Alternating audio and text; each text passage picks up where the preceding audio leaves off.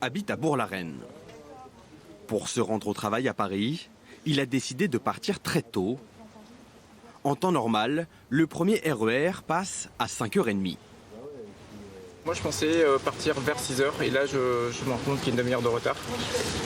Et ça c'est embêtant parce que ça veut dire que sur les quais les gens commencent à s'accumuler, que les trains vont être plus pleins quand ils vont arriver. Et en plus il pleut aujourd'hui. Donc c'est-à-dire que se déplacer à pied c'est pas évident ou en vélo c'est pas évident. Quand le train arrive enfin, il est déjà bondé. Plus de train, ne gênez pas la fermeture des portes, on ne pourra pas partir. Une fois dans Paris, accéder au métro n'est pas garanti. 10 métros sur 16 sont fermés. Il y a 38 places au Châtelet qui emmènent jusqu'à Montparnasse. Donc, à mon avis, il doit passer par là. Des employés de la RATP aident les usagers à trouver des trajets alternatifs, enfin en théorie. Attention s'il vous plaît, je vous rappelle que ce train ne prend plus de voyage alors. S'il vous plaît, je vous rappelle que la station Montparnasse est fermée au public. Je comprends pas. Là, c'est pas le bon système qu'ils font, la RATP, bloquer les gens comme ça, c'est impossible.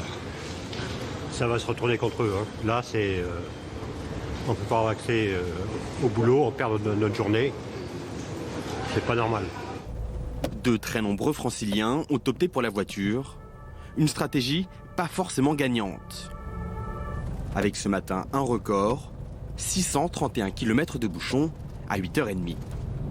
En covoiturage sur le périphérique, Caroline avance au ralenti. Je le prends avec philosophie, de toute façon ça sert à rien de s'énerver, ça ne changera rien. Je comprends qu'on fasse grève, mais en même temps c'est un peu lourd de conséquences. Il ne faudrait pas que quelqu'un ait une urgence médicale maintenant par exemple.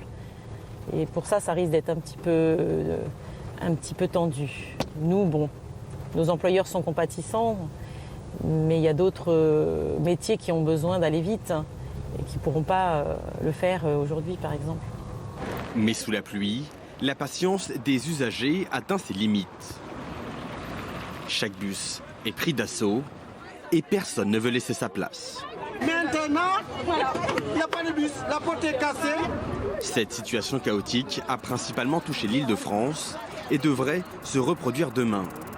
Avec 10 lignes de métro de nouveau fermées, en heure de pointe, un seul RER A sur 2, un RER B sur 3 et un bus sur 2.